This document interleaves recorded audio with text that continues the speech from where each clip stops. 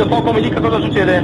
Siamo sotto acqua. Ti stanno salendo le case addosso. Sto cercando di salire per andare a Santa Caterina. Sì. Alberi ovunque in mezzo alla strada. Perché siamo senza tetto? Genna avanti per la centrale. Siamo partiti da mezz'ora, non abbiamo fatto neanche un chilometro. Mi hanno chiamato che una frana ha investito una camionetta vostra. Parece che persona incastrata è un pericolo che dà priorità massima.